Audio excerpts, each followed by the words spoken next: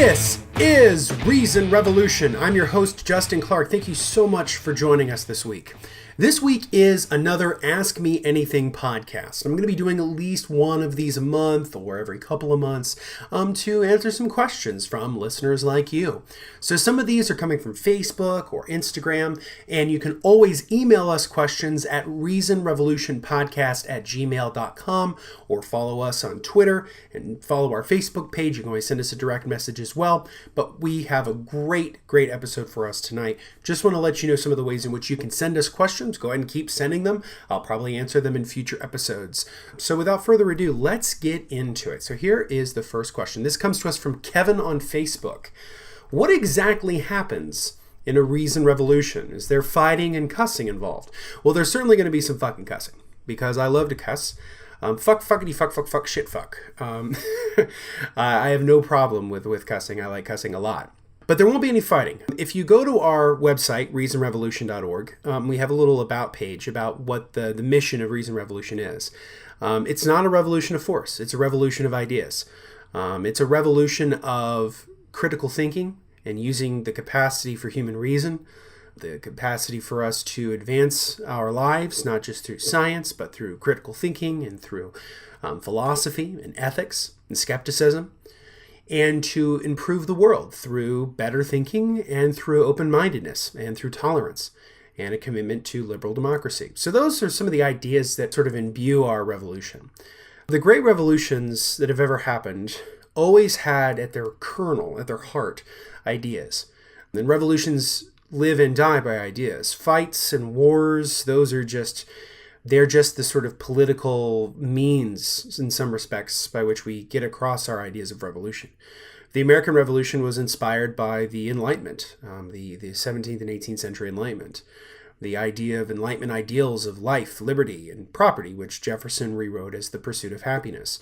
These classical, liberal Enlightenment ideals, these are what these people fought a revolution for.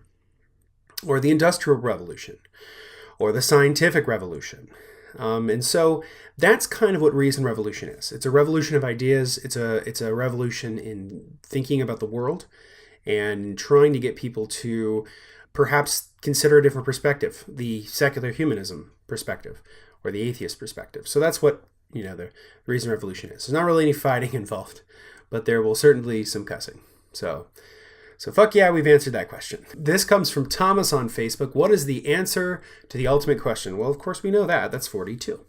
For Douglas Adams fans, you know that in The Hitchhiker's Guide to the Galaxy, that there's this sort of super robot that's supposed to be the voice of God, and it's tasked with answering what is the answer to the ultimate question. And he finally figures it out after thousands of years or whatever, and the answer is 42.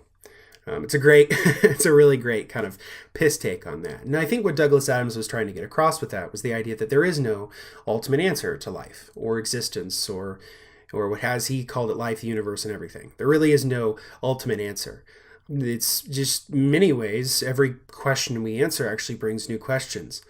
And I think that's actually the thrill of life. I think it's the thrill of life to be continually curious and inquisitive and imaginative about the capacity for ourselves and for the world. So no, there's no answer to the ultimate question because I don't know if there is one.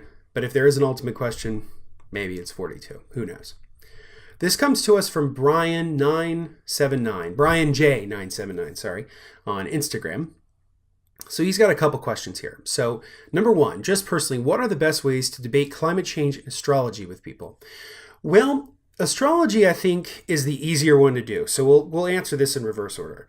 For those who are not aware, most people know what astrology is. Astrology is a person's personality or life is influenced or sort of controlled by the movements of the planets. So, for example, I was born on July 22nd, so I'm a Cancer. I'm the crab. Don't really know what that's supposed to mean. But if you really want to tell people kind of where astrology is a problem, is focus, I think, specifically on the fact that most of the the astrological readings that people get, whether they're in the newspaper or they're given to them by astrologers or whatever, they tend to be very vague answers. So they'll say things like, "I see some good luck coming to you in the future. I think you should meet more people," or "I think that you might have a trouble here in the future," or things like that. It tends to be very vague. And to really test that idea, James Randi, the great James Randi, the amazing Randi, has a great video on YouTube. I think it's called Secrets of the Psychics, and it's like an hour long. And in a portion of it, he talks about astrology, and he does this experiment with a group of I think, college kids. And what he does is he has them write down like their name, their age, some personality traits, where they grew up, things like that, what they're interested in, what their likes and dislikes are. And then he gives them their own personalized astrological reading. And the reading is very interesting because it's both vague and it's contradictory. So it'll say things like, "You're very open-minded, but you're also very cautious of new ideas. You tend to be very kind, but you also have a mean streak." Like it'll be sort of these antithetical statements all put together. So it pretty much covers everybody and anybody. And he gives them each their own personalized astrological reading. And then he has them start reading them out loud in class. And what you discover is that he had given them each and every person the exact same reading. But people basically said, "Oh, yeah, this is totally me," or "Yeah, this is totally me," until he figured out, "Oh, wait, this is just a general reading for everybody." And so it kind of exposes, in some respects, the craziness of astrology. The other thing I think you need to keep in mind is that the movements of the planets have no relationship to our own well-being, in as much as, the gravitational pull of the planets keeps our solar system intact. We don't fly off and die. Like, that's the only thing, right? But it doesn't really care if you're going to have like good luck on a lotto ticket, or if you're going to be in a car accident, or if you're going to meet someone special. Like, it doesn't really have anything to do with that. So those are some of the things I would tell people and kind of discuss with people with astrology. And then in terms of climate change, I think the thing that's important to talk about with climate change is not so much focus on whether or not they believe in climate change, but ask them about specific questions. So ask them like, should we conserve energy? Or should we investigate or invest in alternative fuels, things like that, and kind of tell them like, well, this would be good for the economy, this would create jobs, things like that. Try to find ways to get people who aren't necessarily on the same page about climate change to consider the position. But I think overall, the best thing to do when discussing things with people is use the approach of street epistemology. If you've never heard of that, the term itself was created by the philosopher Peter Boghossian. It's in a book he wrote called A Manual for Creating Atheists. And it's essentially a 21st century version of the Socratic method, where you're asking people questions just to get to the heart of trying to understand what their position is, and then trying to ask sort of devil's advocate questions and try to get them to think differently about the positions they hold. And that's not just like climate change or astrology. That's like their belief in God, or their belief about aliens, or whatever. So I would just read a little bit about street epistemology. Anthony Magdabosco is a guy who goes out and does street epistemology on the street with people, actually on the street. And he talks to people, and then he films it and he puts them all on YouTube. I would recommend looking at those and looking about how he does it, because I think it's a very interesting approach where instead of sort of being accusatory or mean or whatever and kind of coming in like you know everything, if you give people a certain level of comfort in not being an asshole, and I think being genuinely interested in what they actually believe, like not so obsessed with trying to show them how they're wrong, but actually get to the heart of what they believe, and then try to figure out ways in which that their beliefs, they may not discard their belief about something, but that they might actually change their mind a little bit. So if you can ask them at the beginning, like, how, on a scale of 1 to 10 or a percentage, how certain are you of a particular belief? And they'll give you like an 8 out of 10, or I'm 100% sure, or whatever.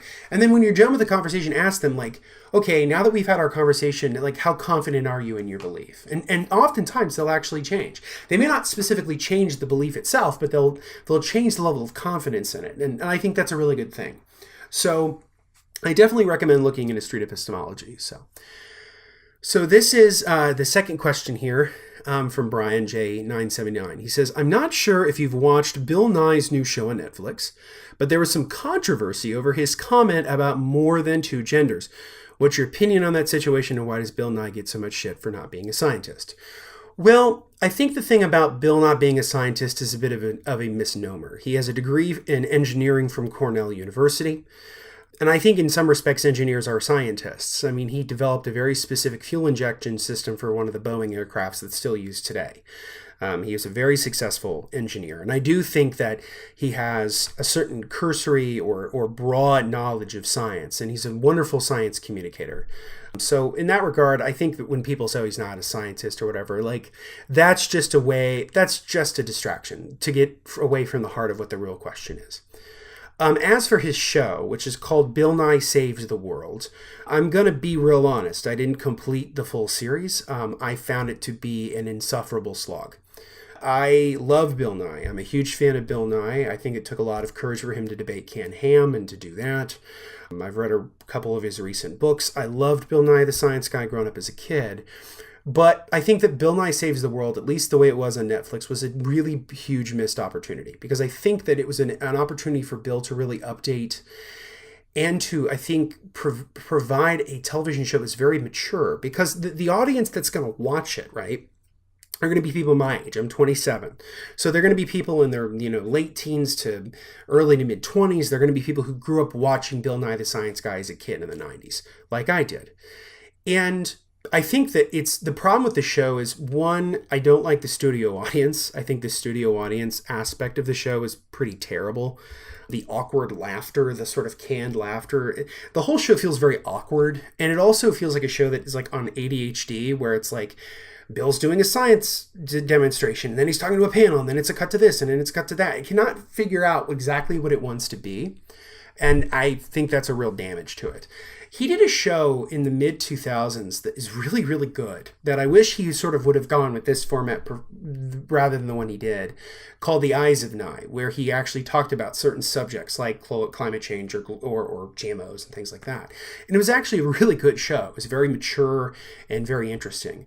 I think Bill is the best part of it, and that's part of the problem with the show, is that the show moves away so much from Bill, who's very entertaining and charismatic, and a very good storyteller and communicator, but it just tries to be so much in such a small amount of time that it's not terribly good. And there's certain parts of it that are just downright cringy. For example, in the gender episode, the song that What's-Her-Face did, Rachel Bloom or whatever, the song Sex Junk, is awful. I mean, it's awful on multiple levels. First off, it's just lame. And there's a lot about the show that's just lame. It's interesting because it's a show that's both extremely condescending to its audience, but at the same time, like, is constantly winking at the audience, going like, haha, you know about this. How about those dipshit redneck Republicans that don't? Like, it's very interesting where the show it kind of talks down to its audience while at the same time sort of praising it for its own intelligence about knowing what the show is already telling you, which I think is kind of bullshit. In terms of the science of gender, I'm not a biologist, so I'm going to preface what I'm about to say with I am not a biologist. If I get any of what I'm about to say wrong in terms of the science of gender and sexuality, please email us at reasonrevolutionpodcast@gmail.com. I am not a biologist. This is just my viewpoint on this based on what I've read. I don't think the content of that episode is a problem. I think it largely is right. Although there was one YouTuber who made a point about the fact that the concept of expression, he didn't really go into that in scientific terms. The problem with the episode is I wish he had really done more about the actual science of it rather than just saying like this and this is this and this is that. But he doesn't actually describe to you actual peer-reviewed studies or actual scientific evidence to suggest certain things about gender and sexuality, which I know are there, and he knows that they're there, and the audience probably knows it's there.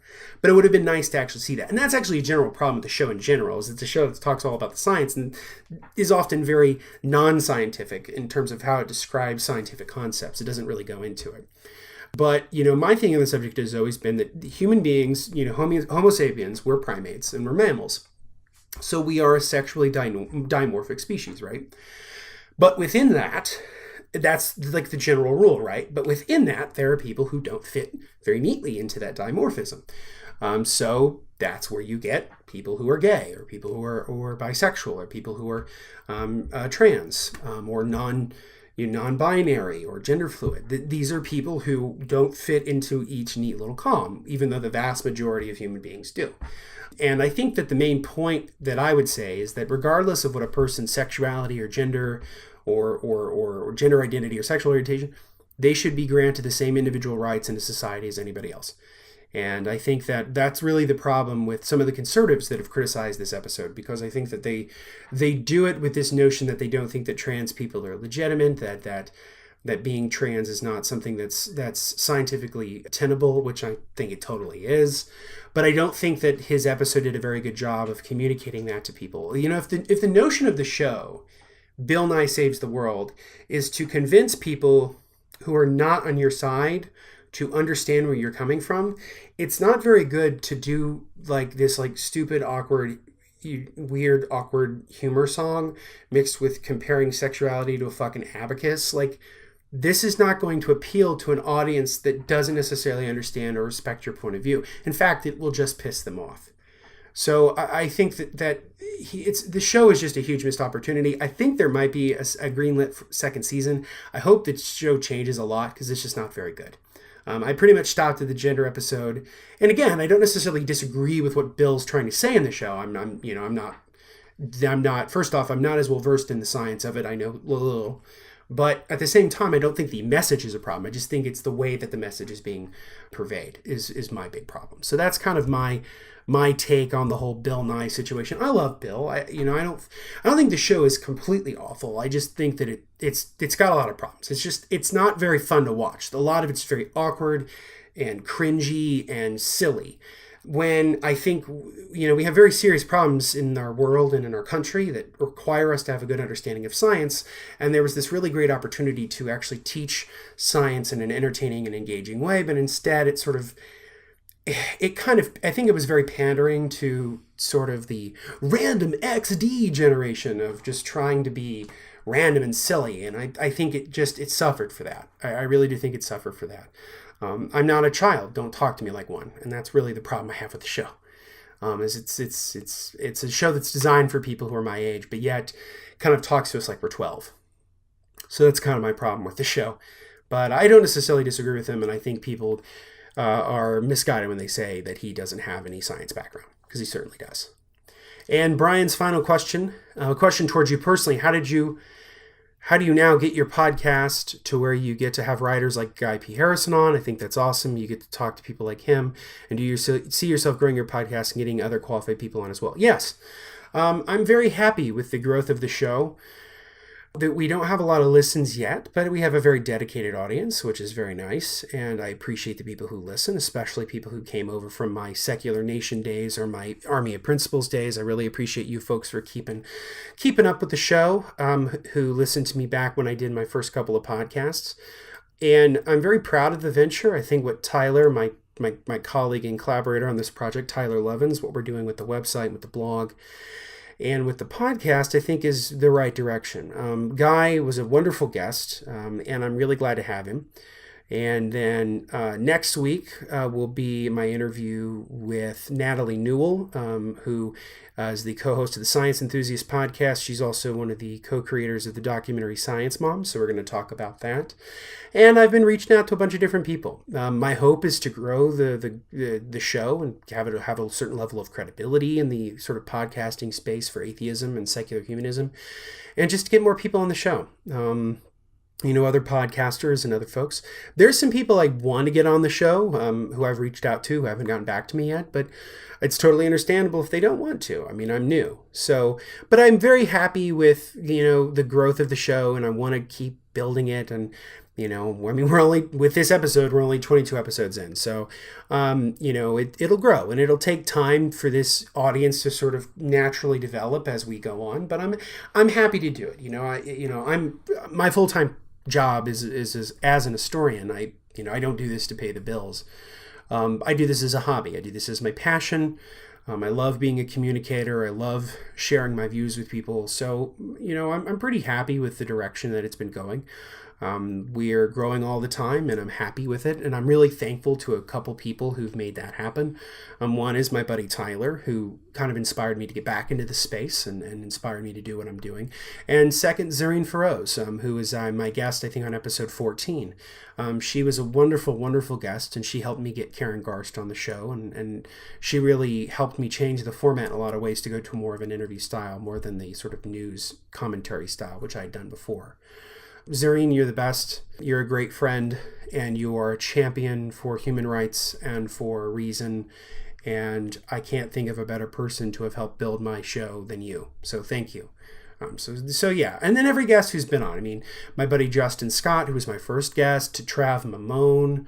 Trav was a wonderful guest, and I'm so glad that I had them on. And, a bunch of the other guests that I've had. I mean, Jim Helton and Kevin Davis and Corey Johnston and all those guys. I've been really pleased to have everybody on this show, and I hope to keep growing it. So thank you, Brian, for your questions, and thank you for listening. I really appreciate it. So yeah, I'm looking forward to what the future brings. This is from Greg from Facebook. If a god lived amongst animals in the woods for a long time and left relics of his superior technology, art, and evidence that he or she actually started all that we can see, do you think this smartest animal with perhaps opposable thumbs and a 1300cc brain would take the time to write a really bad book about them? I think that, I don't know. I mean, one of the things about religion that's interesting to me is that a lot of it starts from the philosophy of sort of animism, the idea of animals as being sort of spiritual beings. So there's a certain level of that. But in terms of the hypothetical, I mean, at least in terms of what we've experienced on planet Earth with human beings, with their religions, I would say largely, yeah. But do I really think that a god actually lived in the woods or had actual relics or whatever that would change people? No, I don't think that's the case. I like I said, I've said this before in other ways, but I'll say it here, is that religion was, in a lot of ways, an initial attempt at understanding the world. That it was an initial attempt at philosophy, of science, but there was also a certain component to it that was, I think, communal and emotional, that fed into the sort of the attraction to patterns and the numinous that human beings have. And I think that's sort of where religion comes from too. But yeah, I mean, I think it's a multifaceted question, but I do think that if that God actually existed and had all that certain level of technology and art, that an animal probably would take the time to write a bad book about them, just by the nature of the claims themselves, even if they were wrong. So, that's the thing about, early humans. We were just trying our best to try to understand the world. And in doing so, we came up with a lot of good ideas like science and reason. And we came up with a lot of bad ideas like God and religion. So I think it's a bit of a wash, but it's a very interesting thought experiment nonetheless. Hopefully I've answered that to your satisfaction. I don't feel like I have, but let me know if I didn't. So this is from Steve from Facebook. Do you think that any U.S. presidents were secretly non-religious? If yes, explain why. Actually, I can tell you that probably the most non-religious president that we had was Thomas Jefferson. Thomas Jefferson was a free-thinking deist, and in many ways I do think that he was fairly non-religious. I don't know if he'd be an atheist today, but he was fairly non-religious. Lincoln is another one. I think probably it's best to describe Lincoln as being sort of a Unitarian Christian. He never belonged to a formal religious organization. He was never in a formal church. And he had, in his earlier life, as recorded by his law partner William Herndon, a bent towards the skeptical. There was evidence to suggest he had read Thomas Paine, and he was certainly influenced by Jefferson. I do think that there were some presidents who were probably non-religious. I always make the joke of you really think Nixon was a Quaker? Because Nixon's official religion was Quakerism. And I always crack that joke. But I do think some of them were non-religious. I know that Bill Maher has talked a lot about Obama being an atheist. I don't think that's the case. One of the things I think it's very important is when someone tells you what their beliefs are, you should really take them at face value first, and then let them prove themselves wrong, right? So when someone says they're a Christian, take their word on that, right? And then if they do something or say something that's not particularly Christian, then you can criticize that. But I think it's wrong-headed to say that someone is an atheist when they're not. Because I don't think Obama's an atheist. I think Obama's a very, very liberal Christian. I think that's what he is. But I do appreciate the fact that Obama has, during his time in office, discussed non-believers. He did it in his, I think he's either his first or second inaugural address. He talked about us at one point at one of the national prayer breakfasts, which I think was pretty amazing. And so I think that we've certainly had presidents who are secular, and maybe possibly some that were non-religious. And certainly non-religious by today's standards. I think most presidents. Oh, there's another one I forgot to talk about, which is William Howard Taft. When William Howard Taft was running for president in 1912, one of the big controversial things about him was that he was a Unitarian. He's either a Unitarian or Episcopalian, but he believed in the theory of evolution and got a lot of shit for that. And Teddy Roosevelt, who was his president, and not his president, but was president before him, and Taft was sort of his natural successor. The election was 1908 rather than 1912. Sorry, 1912 was the year that he got reelected, he was running for reelection rather, and then Wilson beat him because the Republican Party was split between Taft, who was the Republican standard bearer, and Teddy Roosevelt, who ran against him as a populist, the progressive rather, on the Bull Moose Party. But in 1908, when Taft was running, that was a huge problem. And Roosevelt rushed to defend him and basically said that anybody who doesn't believe in evolution is a fool. And that the private religious concerns of an individual shouldn't concern the public and things like that. And then, of course, Kennedy's classic speech in 1960 when he was running for president, because people had concerns about him being Catholic, that he would uphold the separation of church and state. Because, Kennedy to this day is still the only elected Roman Catholic president. And there was really only one major candidate before him who was Catholic, who was Al Smith in 1928. And of course, he lost as well. But yeah, I think that's kind of my answer on that is I don't know if they were, I think there were a lot of presidents who were probably non-religious.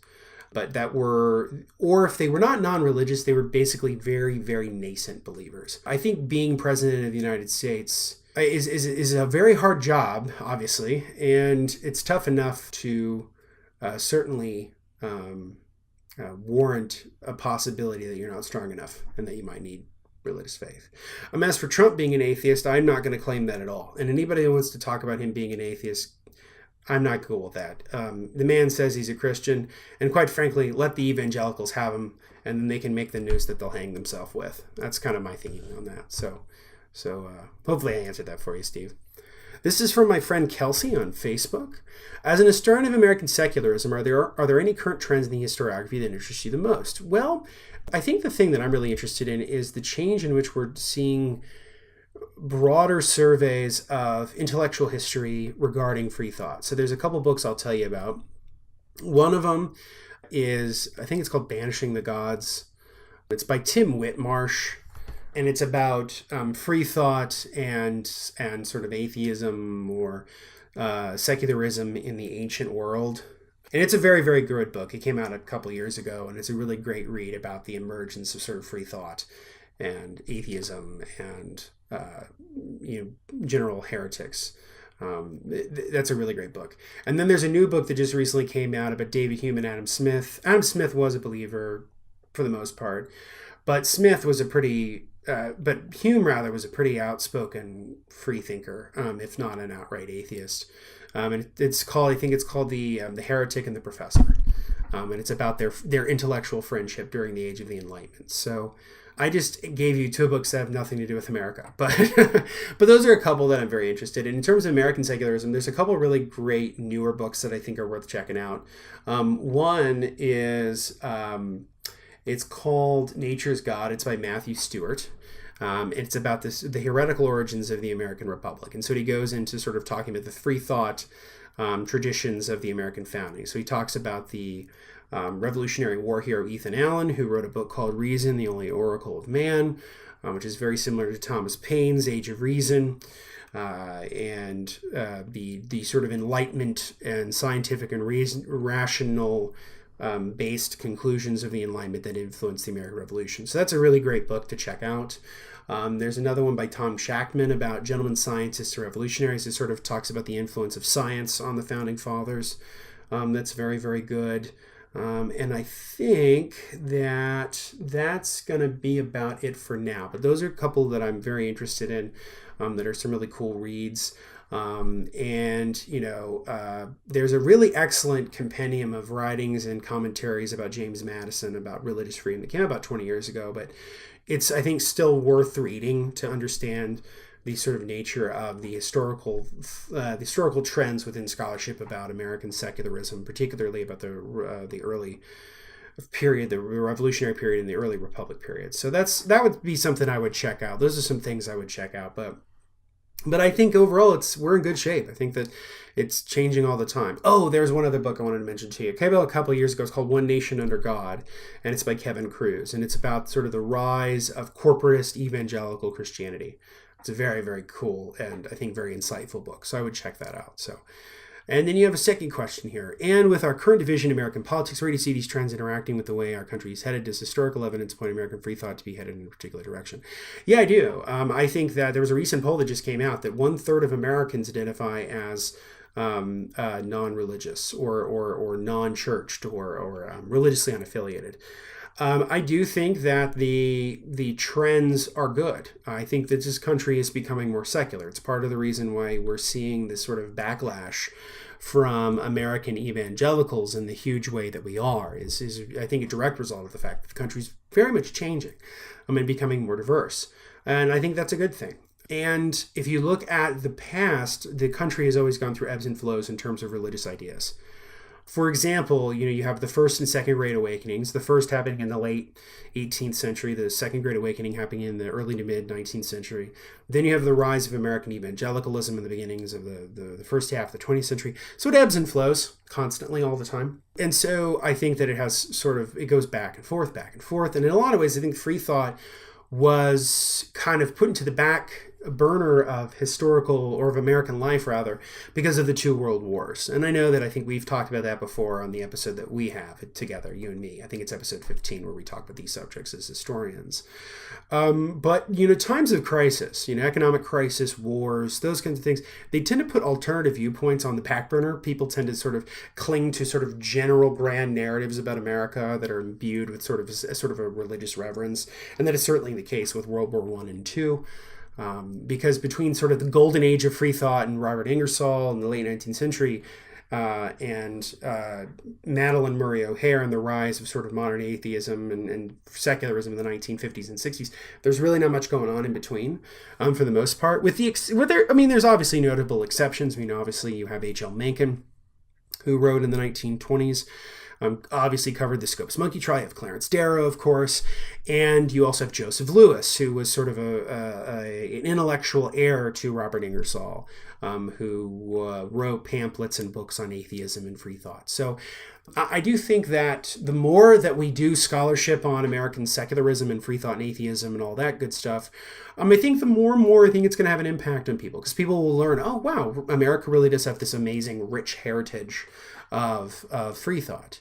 I'm going to try to develop these ideas a little bit more for a talk I'm going to be giving in March for the Tri-State Freethinkers called The History of American Free Thought, A Brief History of American Free Thought. So I'm going to go through from the sort of early, I'm going to go all the way back to the Puritans all the way up to now and kind of talk about it in big sweeping vision of some of the key leaders who I think influenced American secularism. There is definitely a through line throughout our American story that shows that. And so and I think that it will certainly become more influential as we become a more secular and non-religious country. So those are my answers to your questions, Kelsey. Great historical questions, and I love always talking about the historical aspects of things as an historian myself, so I really appreciate that. This comes to us from Sisyphus from Instagram. I recently saw a post of yours where you appear to be studying Elbow Room by Dan Dennett. What are your thoughts on it? Also, if you have read Free Will by Sam Harris. Finally, have you heard Dan on Sam's podcast where they discuss the topic of free will? If so, what were your thoughts?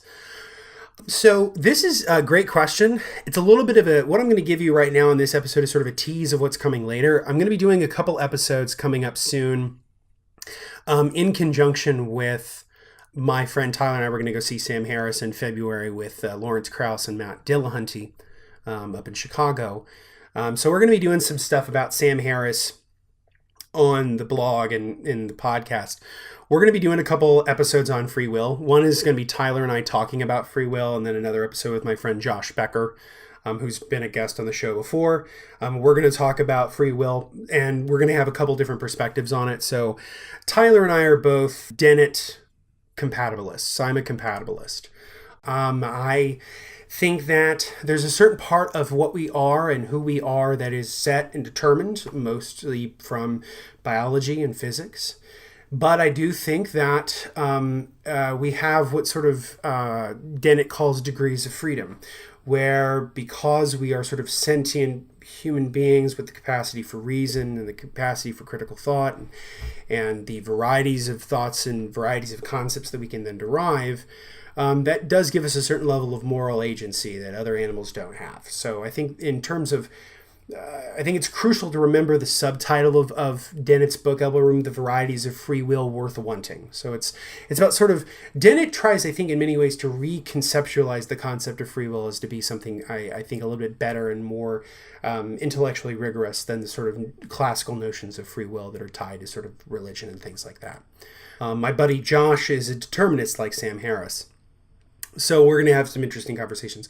So I have read Free Will by Sam Harris, and I have listened to this podcast. I've also read Dan Dennett's response to Sam Harris that was like this almost book-length review of Sam Harris's book, and I'm getting through Elbow Room right now.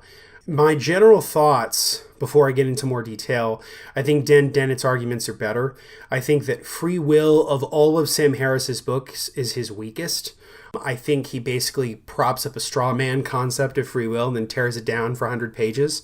And I think the thing that Dennett tries to do, both in Elbow Room, his other book, Freedom Evolves, and in other lectures, he talks about the idea of shifting our concept of free will away from this sort of notion of atomistic sort of determinism, right, into understanding free will as a notion of moral responsibility.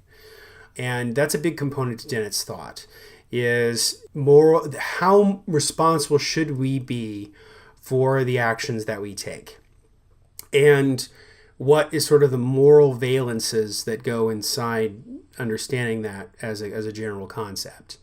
I think Elbow Room's a really cool book, and it is, for such a short book, it is very dense. I'm about a third of the way through it. And he makes some very interesting arguments about the concept of control. How much control do we actually have as human beings, and how does that relate to free will? He talks about sort of the general notions of free will that are sort of propped up in philosophical literature. He spends the first chapter kind of doing that. And one of them is sort of the way that Sam kind of puts it together. I think in general, in some respects, I think with Harris, I think that Harris and Dennett are really approaching the subject two different ways. And so in some respects, they're sort of talking past each other. I think Dennett's position is more nuanced and I think credible than Sam's is.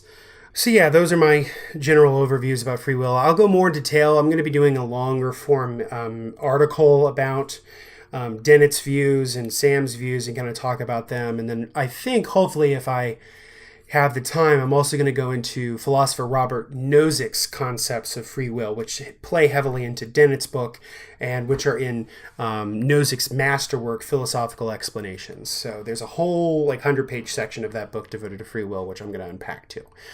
Also, the philosopher Ayn Rand has some actually interesting ideas about free will as well, and volition as choice and things like that. Onkar Ghati of the Ayn Rand Institute actually did a very good lecture about her concepts of free will that I'll probably unpack a little bit here on the episode that Tyler and I have. Her essay, The Objectivist Ethics, kind of goes into free will a little bit. And she's certainly, I think, a free will supporter. I think she'd probably call herself a libertarian, free will libertarian, not in the political sense, even though in many ways she was a libertarian. But in the sense that, you have unbridled free will. But I think in many ways, I actually think she was a compatibilist, and I'll kind of unpack that. So here is another question about Sam Harris. So this comes from my buddy Tyler Levins, my friend and collaborator here on the podcast and with our website and everything. Do you think that Sam Harris's view of morality, that science can ground it, he defines values as facts about the well-being of conscious creatures, contributes anything new to the conversation about morality? In other words, does his position give us anything more than that moral discourses should be critical and open about moral goods? And then this follow-up question is, do you think Harris's position on free will in conjunction with his science-based morality is an attempt to redefine and resituate moral language altogether? So I'm going to answer these in reverse order. I think in terms of trying to resituate moral language, yes, I do. I think Harris is in many ways trying to reconceptualize moral language in terms of actions and not agents. So he's more interested in the specific moral actions or intentions rather than sort of the individual people making them. So in movie terms, he cares more about plot than he does about character. And oftentimes in our moral discussions, we overemphasize the importance of character. Whereas Harris is really talking about situations and the plot and how that frames. So I think that's really I think that's how he tries to situate his concept of intention. And in many ways, it's an interesting thing where his view of ethics becomes more, I think, communitarian than he lets on. But yeah, I think that's kind of my initial thought about that question. And then in terms of his concepts of contributes anything new to the conversation about morality, I've written a long form essay, which Tyler and I have kind of collaborated on editing and putting up. That was an old paper that I wrote in college about Sam Harris's Moral Landscape, the book The Moral Landscape, and about essentially that it is a new form of utilitarianism, or specifically what is called rule to utilitarianism. And I think that it would behoove our audience to take a look at that, but I'll give you kind of the gist here. Utilitarianism, the philosophy founded by John Stuart Mill and Jeremy Bentham, is the idea of creating sort of the greatest good for the greatest number, is the general notion of utilitarianism. And in many ways, the way that Harris frames the moral landscape is similar to utilitarianism, that it's sort of trying to maximize the good and minimize pain or minimize the bad. What I think makes Sam Harris's study interesting is that he's explicitly calling for us to really investigate the nature of ethics and moral values or moral goods, as you frame them, Tyler, from a specifically scientific and empirical standpoint. So he's using his background in neuroscience to understand how does the brain tick, and what about certain brain states influence people's behavior, how much is built into us, how much is not built into us, and how can we then use what we know about the brain and neuroscience to influence our understanding of moral agency. So I think this is where he's taking sort of the implicit that has been implicitly understood within moral values for a while and sort of making it more explicit. And there have been some really other great books that have done this after Harris. They're all sort of on this same track. So if you have, Steven Pinker's The Better Angels of Our Nature, which is all about the decline of violence, Michael Shermer's The Moral Arc, which kind of builds on Pinker's research, and most recently Robert Sapolsky, who's a neurobiologist from Stanford. He wrote a new book, Behave, the Science of What Makes Humans Good and Bad. So Harris, in many ways, kind of broke open the dam of this research. But, he is not the first, but he's certainly one that I think made it really explicitly clear. In terms of popular literature, I think probably the most influential one from the bat is from the early 90s, called The Moral Animal by Robert Wright. Which is a popular treatment of understanding the nature of neuroscience and its relationship to moral values. There's another great book called Moral Minds, I think is what it's called.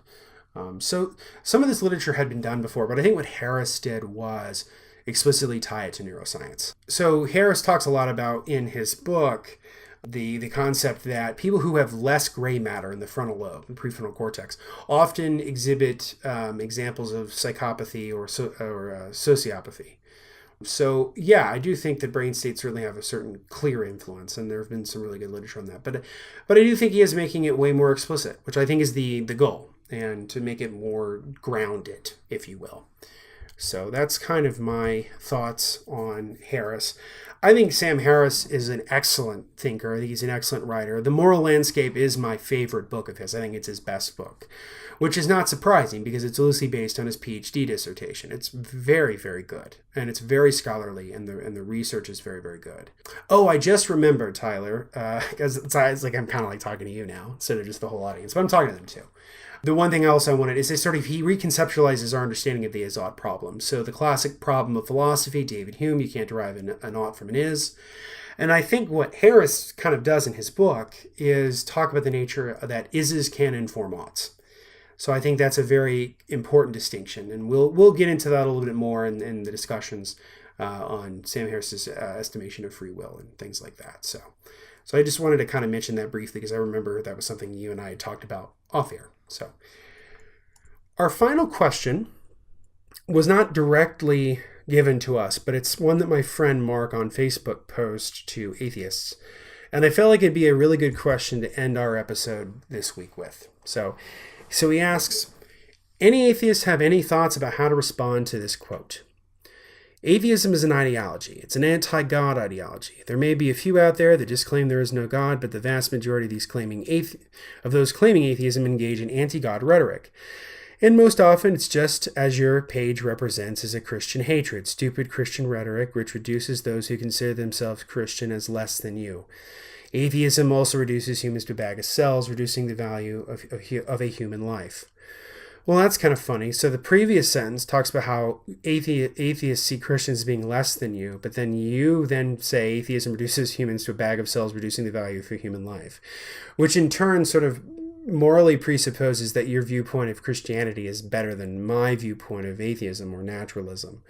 So in that regard, you're actually saying that I'm less than you implicitly, but that's just an interesting point. So atheism is an ideology. It's an anti-God ideology. Well, first off, atheism isn't an ideology. Atheism is just a position to a question. Is there a belief in a God? The answer for us is, do we have a belief in God? The answer is no.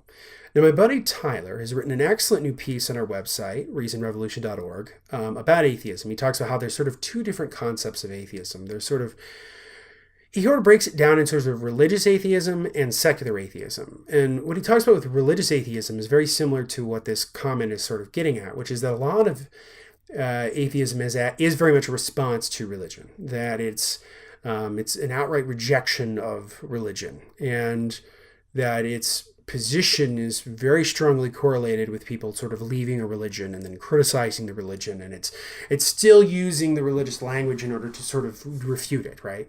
But then Tyler says there's another version of it, which is secular atheism, which is that people who never grew up with religion in the first place, that their atheism is not so much a response, but more an affirmative position of life. I think both positions are certainly worthy, and I think both are right. I think most of us are a little bit of both. So I'm an atheist both in that I reject the concept of God and that I don't have much use for it, and that I'm much more interested in building a world that requires no belief in God, where we can sort of jettison religion in general and then come up with something a little bit better in terms of a philosophical worldview that is consistent and dedicated to human flourishing. Let me see, what else is in this part here? Christian hatred, stupid Christian rhetoric, which reduces those who consider themselves Christian as less than you. I think this is nonsense, partially because of the fact that Christians pretty much have everything they want in this country. They're over 80% of the population. For the most part, they have huge political and economic power. They have everything they want. They love to act like they're victims, and they're not, which is part of the thing. Some evangelicals have. It's a persecution complex. I think most Christians are not like this. My buddy Mark, I think in many ways what many of us do, I think me included, and hopefully I'm speaking correctly for Mark, is that what we specifically have a problem with is Christianity that uses religion to influence our political life, to take away freedom from people, whether it's women and their right to have an abortion, or it's marriage equality, or the rights of transsexual people. That's really what I think we have a huge problem with. The fact that there are huge tax breaks and tax write-offs and tax incentives for churches and religious organizations and things like that, and yet they still get to discriminate against people, which is what was the case with the Ark Encounter. That's what we have a huge problem with. And in terms of engaging in anti-God rhetoric, okay, yeah, that's kind of what we do. I think that the world would be better off if we ditched a lot of this stuff. I think there's a lot of things about religion that are positive, like the sense of community, the sense of charity. Those are all good things. But I think the thing to keep in mind at the end of the day, those are human qualities. They don't require religion for us to do them. All they require from us is a sense of our own moral responsibility, which we can cultivate without a religion. And I think we often cultivate it better without religion. I think that at the end of the day, it's interesting to me that this person in their quote here, with atheism reduces humans to a bag of cells, reducing the value of human life. Well, I find that very interesting because Christianity basically reduces human beings to a bag of sins that reduces the value of a human life. That all you are is nothing more than a pawn in the celestial game of your God. That your God gave you life for you to suffer, and then yet gives you the opportunity through him to be saved. So it's like somebody holding you hostage, but then telling them that they will then set you free. It's a huge about face. I think that religion reduces the value of human life, because religion basically takes away human agency. It takes away our ability to be reasonable. It takes our ability to be independent and free thinking. And it takes our ability away to be moral in a lot of aspects. It's amazing what people will do in the name of religion, whether it's radical Islamists killing people in the streets with cars or guns, or these sort of white supremacists, Christian types in this country who like to hurt people and kill people, or the people who bomb abortion clinics and kill abortion doctors and things like that. Certainly that doesn't account for the vast majority of religious believers. Of course, most people are good. Most religious people are decent people who wouldn't harm anybody. But the fact that these people exist, and the fact that they claim their intentions with religion, means something. It's not something we can sort of pawn off and say, oh, well, this has nothing to do with religion. Yeah, it does. If we always, there's a great quote, I think it might be from David Smalley or somebody who said, like, if we're having all these problems with fundamentalism, maybe there's something wrong with the fundamentals. And I do think that some of the fundamentals of the monotheistic religions are a problem. The idea of vicarious redemption, blood sacrifice, infanticide, fratricide. These are all terrible concepts. Slavery is defended by the Bible. In Islam, it's child marriage or female genital mutilation or terrorism. In Christianity or Judaism, it's also genital mutilation in the form of mohels in Judaism, circumcisions, things like that. So there's a lot of harm that's done in the name of religion, and we can't brush that under the rug. I think that's something that we need to say. In terms of what atheism is, or I guess secular humanism, I think secular humanism actually affirms human life. I think it actually elevates human life. I think it gives human life value far more than religion does, because it says that you are the captain of your ship. You are the director of your own life. You are the person responsible for yourself. And you're responsible both for yourself and for others. That, this is all we have. And so it behooves us to be better to one another. I think that's a very important point of the secular humanist lifestyle, is that I think that it's actually about affirming life rather than reducing it. I think religion actually reduces life, in that it makes you nothing more than just a puppet for a celestial dictator, as Christopher Hitchens would call it. And I think we will do so much better when we jettison some of these horrible ideas about religion and keep some of the good ones, the idea of community and charity and things like that, which again are human concepts anyway. They're not specifically religious. They don't come from religion.